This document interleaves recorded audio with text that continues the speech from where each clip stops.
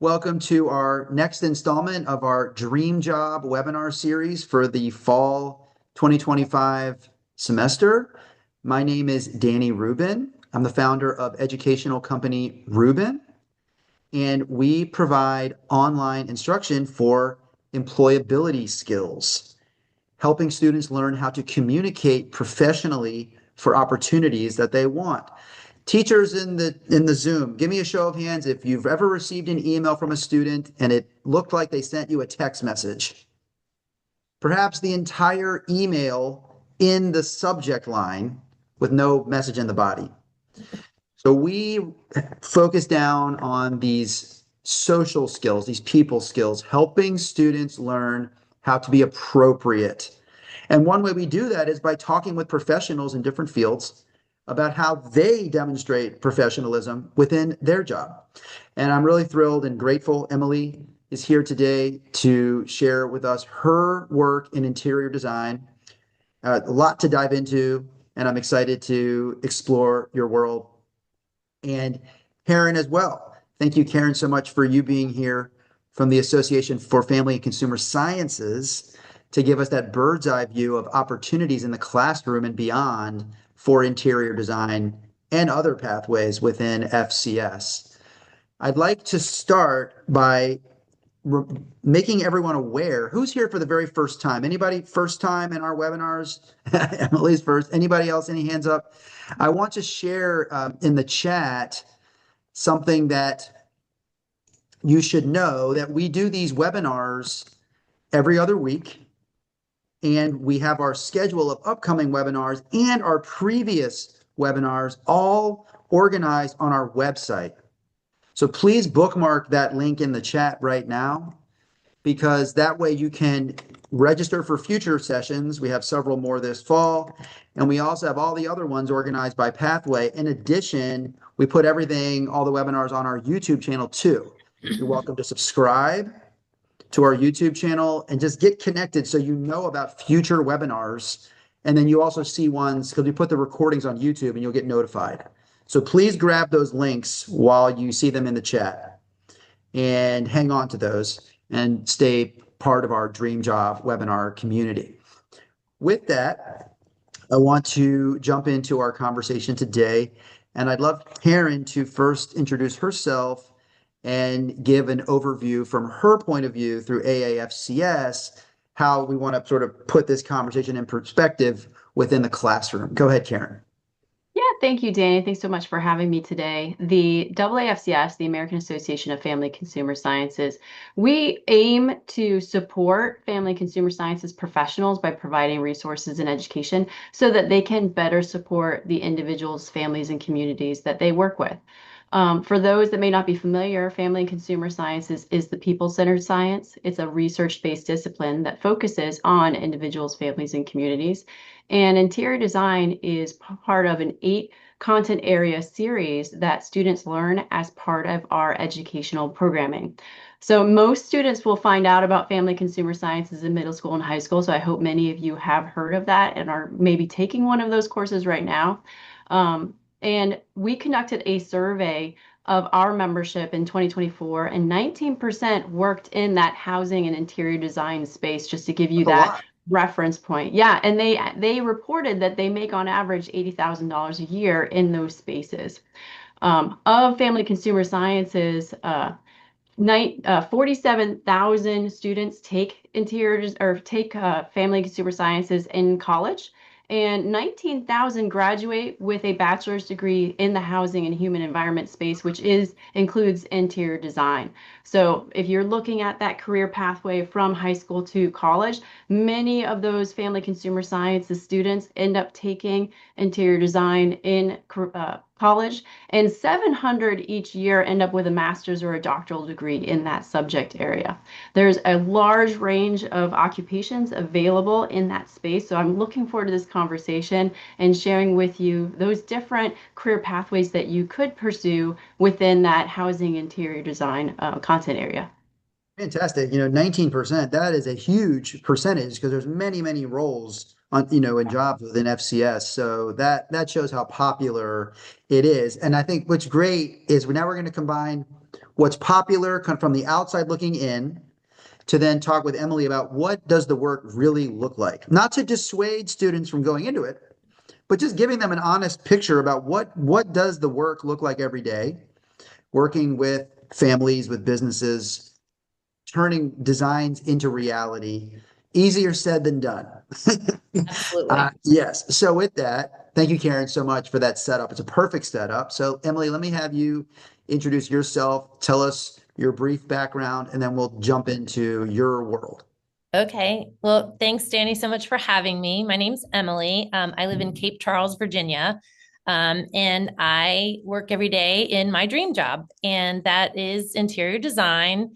It is that is a large blanket label for a million tiny jobs. I do people's exterior selections, their interior. Sometimes I'm working with a client right now where I'm actually designing the house architecturally. I'm not an architect, but I am able to put the plans together and then turn that into an architect. And then from that point on, I'm involved in the building process from the ground up.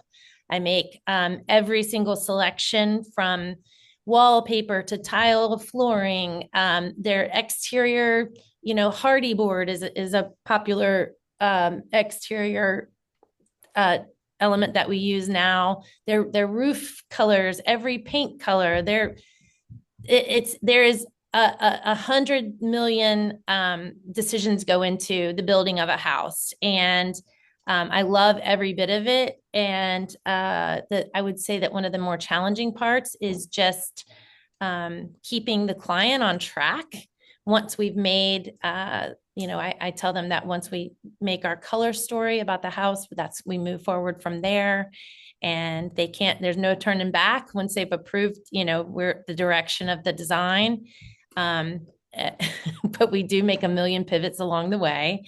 And yeah, there's way more to it than people realize. I'm on job sites quite frequently. I'm dirty quite frequently. I'm hurt quite frequently. There's just it's not just going to the fabric store and picking out the pretty fabric. There's a lot to it, but every bit of it is fun to me. And yeah, really challenging. I'm currently working, I think I have 13 clients on my board right now that we have. So 13 active projects, all at different phases. Some people are about to move in. Some people don't even have a house out of the ground. And yeah, I don't know what else to say. Yeah, that's great. That's a great place to start. You gave us a lot to unpack. I'm already overwhelmed thinking about every It's single overwhelming. color and Yeah. fabric. Any project you find yourself at a hardware or construction store, home improvement store, it's like, oh my gosh. Yeah. So it Yes. helps to have somebody guiding you along or suggesting. So thank you for that setup. I thought that we could jump in and get into the work by looking at one of your projects that you're proud of from your company website. And we can put some visuals to this. You can talk us through this particular project and what we might not know in the untrained eye around some of these design considerations that you made. So this is a coastal Okay. modern renovation in a Yes. neighborhood called Thalia. Mhm. So as I scroll a little bit, tell me and tell the students, what are we looking at here? What is this the end? This is the finished product, Yes, and it is. Yes, it what is. what went into making all this happen? A lot. So this particular house is it's an old house that we did a full gut renovation on top to bottom. We did every element, including exterior, landscape, and everything. When I'm doing my job well, what I'm doing is interpreting the client's story. And this particular client is actually a distant family member of mine. He lives in Dallas, Texas, and this house used to be his grandparents' home. When we started digging into the project, we found out that the house had originally been designed by my grandfather. And so I got to do a complete redesign on a house that was originally designed by my granddad, which was really, really cool. There's just the main living area where you previously saw the sofa and that shot there, this used to be four very separate rooms. It was a living room, a den, a dining room, and a very small kitchen. It was very low ceilings. And so we borrowed up into the attic space of this house, took down all the walls, which required a lot of engineering. And we made it one open, cohesive living space. And we added, if you look at that little sort of hallway off to the left, we added a whole another section out there that we borrowed from the garage on. But I wish that I had befores of this, because it was a very closed in dark space. And we just went all white and bright with this. Tiling to the ceiling was a fun little add, but everything you see here is new except for the beautiful wood floors. They are original to the home. We had those tied together, where there was sections, of course, where walls were previously. When we took those down, we had to feather in new flooring to match the existing flooring. It came out gorgeous. They absolutely love it. I mean, everything's new doors. I'm just looking at the door to the right there, the hardware, lighting. This was a porch that was a screened-in porch that we converted into. So we blew the back of that fireplace out so that it served both rooms. We Oh, that's closed neat. that room in. Yeah, this was a really cool space. It was previously unused basically by his grandparents. It was screened in. It was kind of dirty. They're backed up to a creek there on this property. And so we closed the room in, made it an all-weather room, brought in HVAC. These are the things that people don't think about, when they're Yeah, that seeing a you're house saying redone. things that people wouldn't think about with when I think of interior design, I'm thinking furniture, wallpaper, but this is It's very little of that. home construction, this It is is. Yes. demolition, this is rehab. First of all, Yes. I meant to say, students and teachers, that now is a great opportunity to go to the Q&A in Zoom, and I want you to start sharing your questions. Put your name and your school so we can give proper credit. But look on the bottom of Zoom, find Q&A, start entering your questions for Emily. Karen, I wanted to ask and bring you into this conversation. She's doing all the whole process here, conceptualizing, knocking down walls, picking out colors. I mean, it's all of it. Students in high school today or college, are they able to get their hands on the work or shadow people when they're learning in class or obtaining certification? Do you know how much they can actually do inside or outside of the classroom? Yeah, absolutely. The Family Consumer Sciences courses are very hands-on. They're part of career and technical education, where students are also demonstrating the skills that they're learning in their coursework. So, as an example, they could redesign their own home, or there might be a space at the school that they together design. But there's a lot of other concepts that are put in as well related to how to purchase different products in the home, say furniture, what to look for, pricing, and the different levels. They learn about building codes and fire safety requirements. And there's also a discussion of what special needs certain individuals might have that they need to accommodate. Say it's a physical, mental impairment, what would need to change inside the home so that they could meet those. And so they do get to experiment with that and kind of learn about the different ways to lay out. And interior design for family and consumer sciences also includes different building spaces. So I've included in the chat a few examples of maybe not a personal home, but different home environments that you could be involved in from an interior design perspective, as well as there are some apprenticeship programs out there for students where they can combine work with education. That's great. Thank you for that. And thank you for starting to put your questions in. Okay, so let's start with some questions from the chat or the Q&A, and I'll come in with my own. Holly and Isabel from Laconia High School, what is the best way to grow your interior design career? So Emily, you started kind of as a hobby with friends and family, and now it's grown into a business. You have 13 active projects, which makes my head spin. Yeah, mine Because too. you wake up every day thinking about each one, and each one's in a different place. So that's a lot. How did you develop your business? Was it all referral, word of mouth, one Yes. led to the next? How does it happen? that's how it happens. I'm not really good with keeping up with social media and things like that. And I don't have to be, because all of my business comes to me, it's solely referral based. Mm. I have a lot of repeat clients. I have and then they tell people and they tell people, and that's how I have built my business over time. I've been doing it for a long time, but the stage that I'm at now is I'm actually studying to become a Class A contractor in the state of Virginia. So my business will kind of pivot to be a design build firm instead of just a design firm. Um, Why do but you want to do that? Why do you want to pursue that? because I want to, so oftentimes I'm acting as almost a project manager on these jobs. There's a contractor, but I'm the one that is there, kind of on the ground, making sure things, the tiles being laid in the correct pattern, that, just overseeing the project. I could be doing that for my clients, and, sort of, I would become the person actually doing the building, and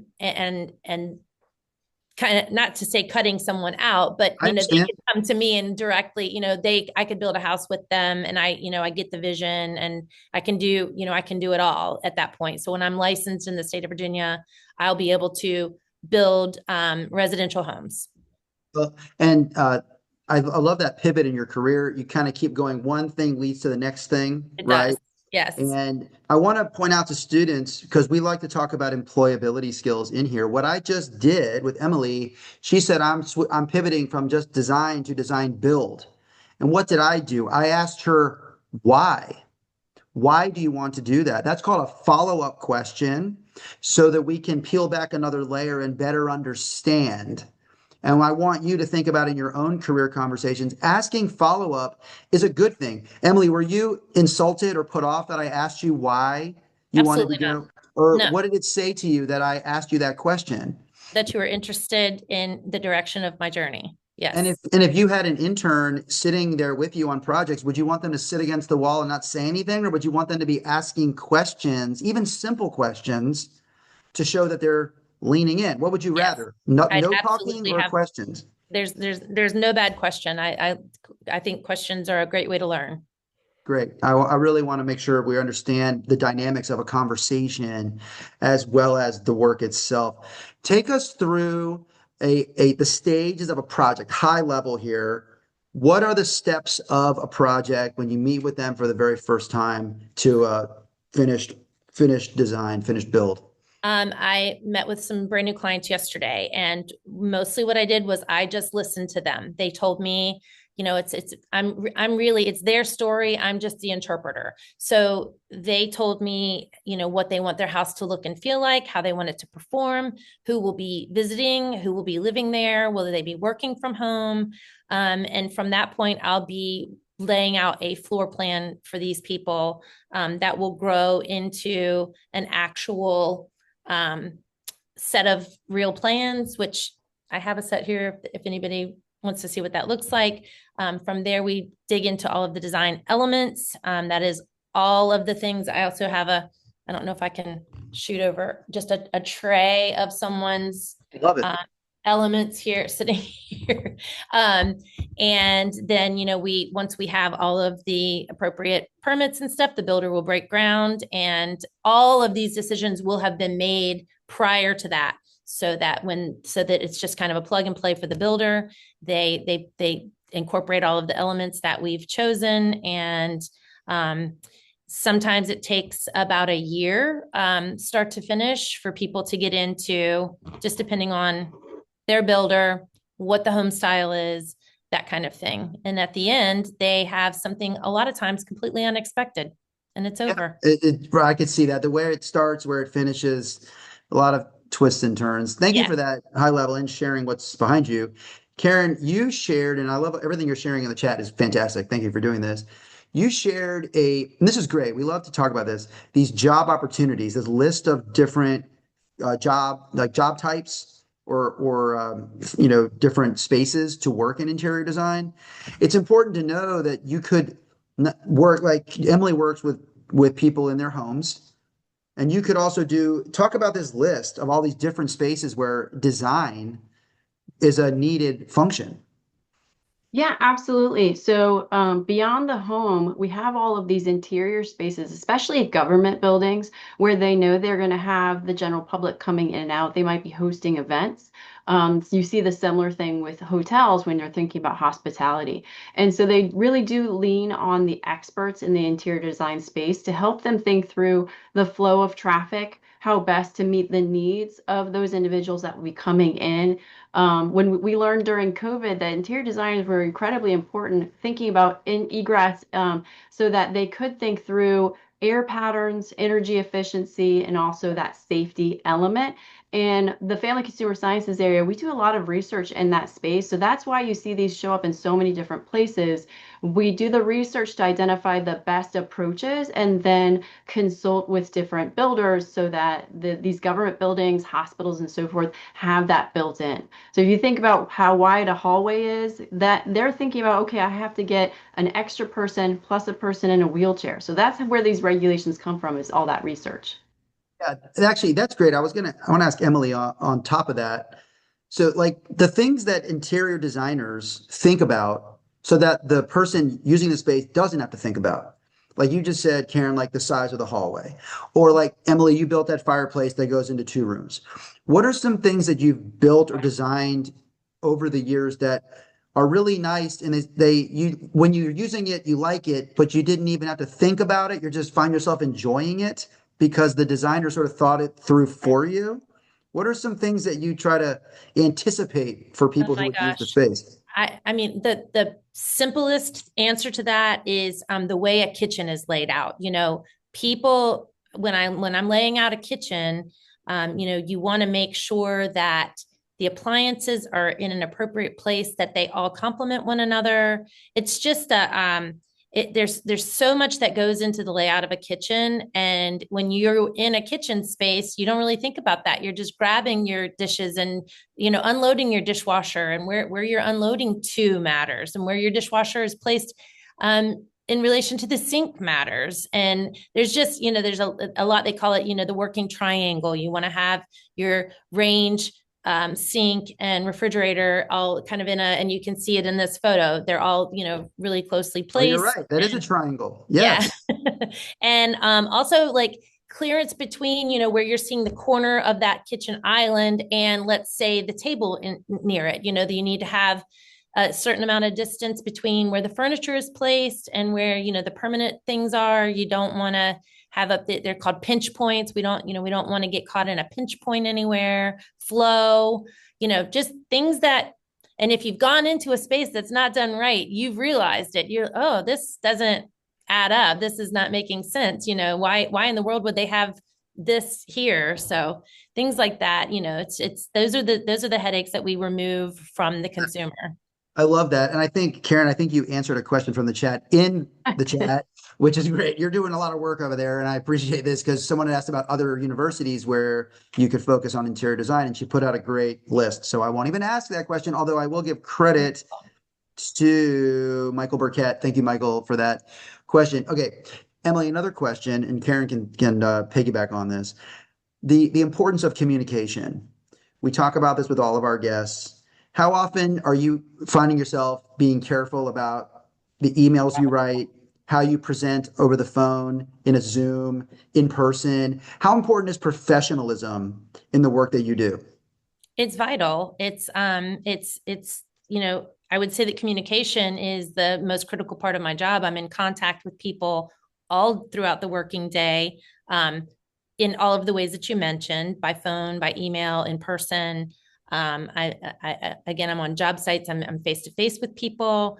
But it is very, it's critical that communication, mostly between myself and the client, is open and professional so that they know exactly what's going on with their project. We're very direct about questions and opinions. And I have a saying in my life, in my family, clear is kind. So we always are very clear. And then there are no open-ended concerns are out there floating.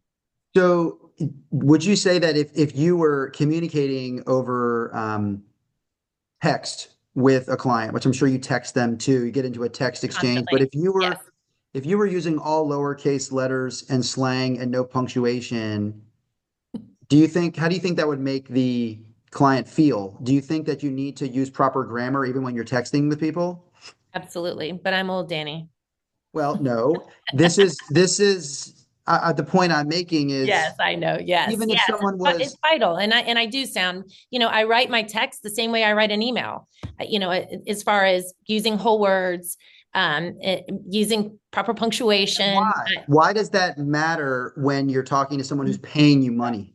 because exactly because it gives me proper credit as a professional. If I was just saying, what up, dog? You digging this tile? They're going to think that there's that I've lost my mind. So yes, we keep it very professional, and there is a time where things are a little bit more loose after I get to know people. I can send them things without too much explanation, but at the outset, we absolutely have to keep all communication very, very professional and cover everything. And Karen, add to that the importance of maintaining professional standards when you interact with customers. Why does that matter? Yeah, so there are a lot of ways you can interpret requests. There's different versions of a product. And so the more clear you can be, the higher likelihood that the individual you're speaking with is going to understand what you're asking for and also give you what you wanted. If you think about the rule of using commas, when you don't use them, you might get something you weren't expecting. And so making sure that you use the right punctuation, that you use periods, will help you in the long run not encounter the kinds of mistakes that I've seen throughout my career. But also, it presents this professional image. So, if employers are thinking of you as a new hire, if you're working with a potential new customer, they're going to have more confidence in you if you can speak clearly and that their communications with you are clear. And I also wanted to ask Emily this. You're basically just doing like all kinds of project management, like out the wazoo, like so many projects going on. If somebody asks you a question or for something and you don't have the answer just yet, do you not answer them until you have the answer, or do you answer them and say, I'm working on it? I answer them immediately and let them know that I'm working on an answer and I will get it to them as soon as possible.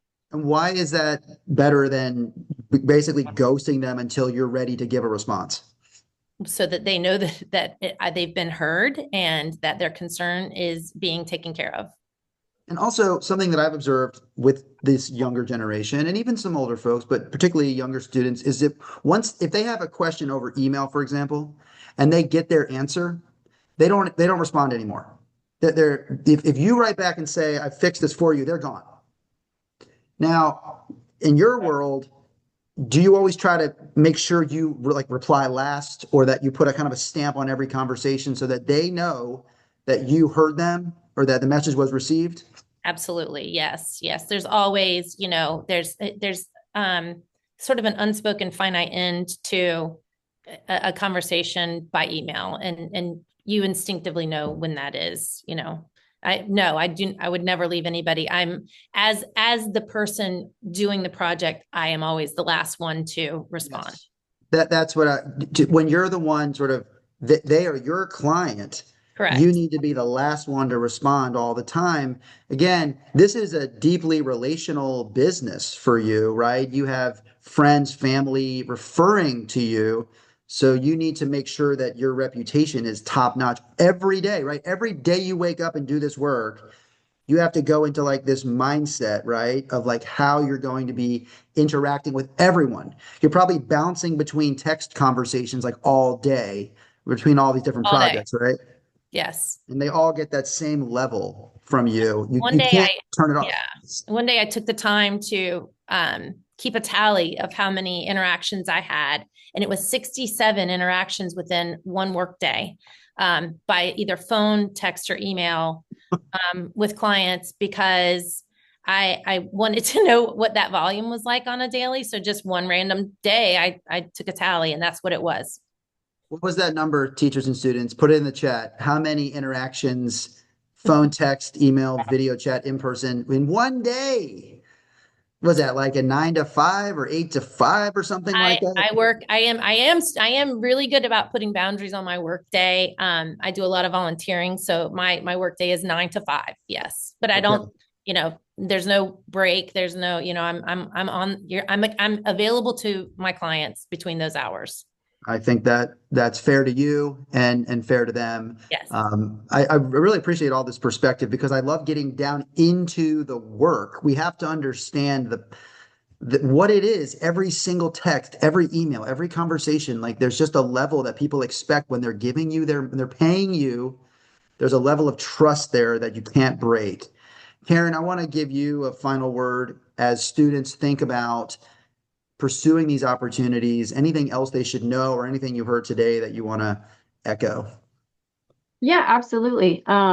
I definitely want everyone to consider the family and consumer sciences. Our professionals end up working in 350 different occupations across 215 industries. We're one of the most cross-cutting of those career and technical education areas. So for you, there's a lot of opportunities, and just starting to try out the classes to see what you like and don't like is a great next step. But I love that Danny emphasized that learning that professionalism, and there are career and technical education student organizations that you can join that will help you build those That's communication right. skills and help you get visibility within that space.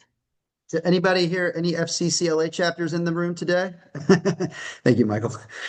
Michael's read my book.